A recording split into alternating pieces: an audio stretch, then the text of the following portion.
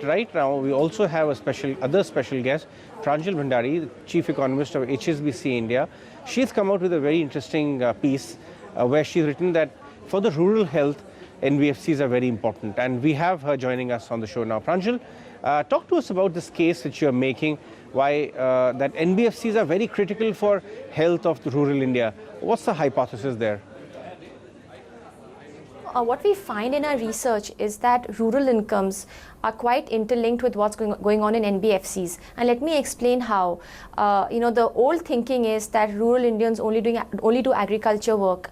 But increasingly, over the last decade or two, the reliance of agriculture is coming down, and rural Indians are actually going out and doing a lot of other activity, for example, construction activity. Now, if you look at construction, about 75% of it is real estate linked. And then if you come down to real estate, you'll see that they depend a lot on NBFCs for their funding. In fact, in 2018, 100% of the incremental credit that real estate developers got were from shadow banks, from NBFCs. They were not from India's commercial banks. So if NBFCs are not doing well, then the stress is actually felt in the books of real estate developers, in the construction sector at large, and also in rural incomes, which are now far more dependent on construction activity than they were in the past. So just to cut a long story short, until NBFCs revive, I don't think we'll be able to see a big revival in rural incomes.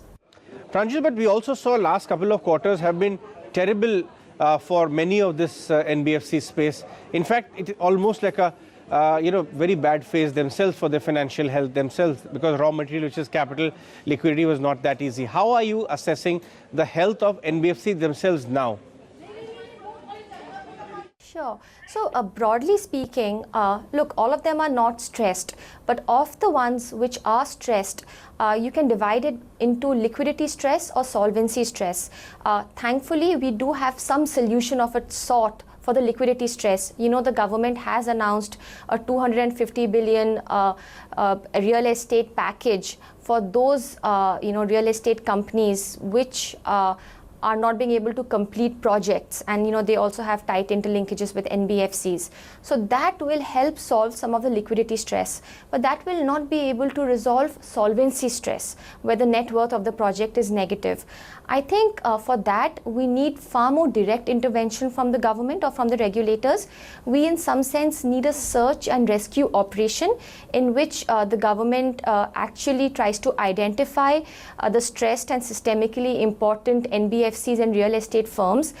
It tries to identify new buyers or new sources of recapitalizing them very quickly, while at the same time allowing some of the pre-existing private shareholders to suffer some of the losses. So I think we need some very direct intervention, of the form that maybe we've seen in the US, for example, TARP.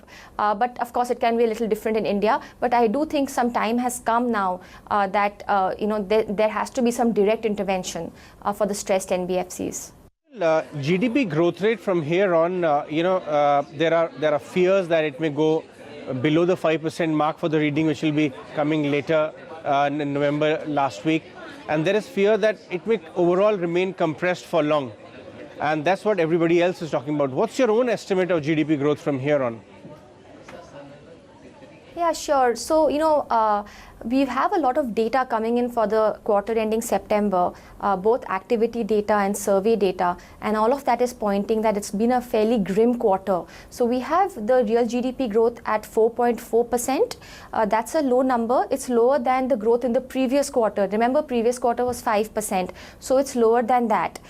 After that, when the new quarter starts, October, November, December, we already have some data for October, and I don't think that's looking much improved. There are some pockets of improvement. For example, passenger vehicle sales have really gone up, and that is important because passenger vehicle sales had become a poster boy of the slowdown. But there are a lot of other indicators which continue to remain weak. For example, GST collections, power demand, cargo traffic, and so on. So if you put all of this together, I don't see a major improvement in the quarter ending December also in terms of our indications. Therefore, we've brought down the full year GDP number to 4.9%. Earlier, we were at 5.9%. This is for FY20. All right, Pranjul, we'll let you go on that one. Thanks so much for your time today.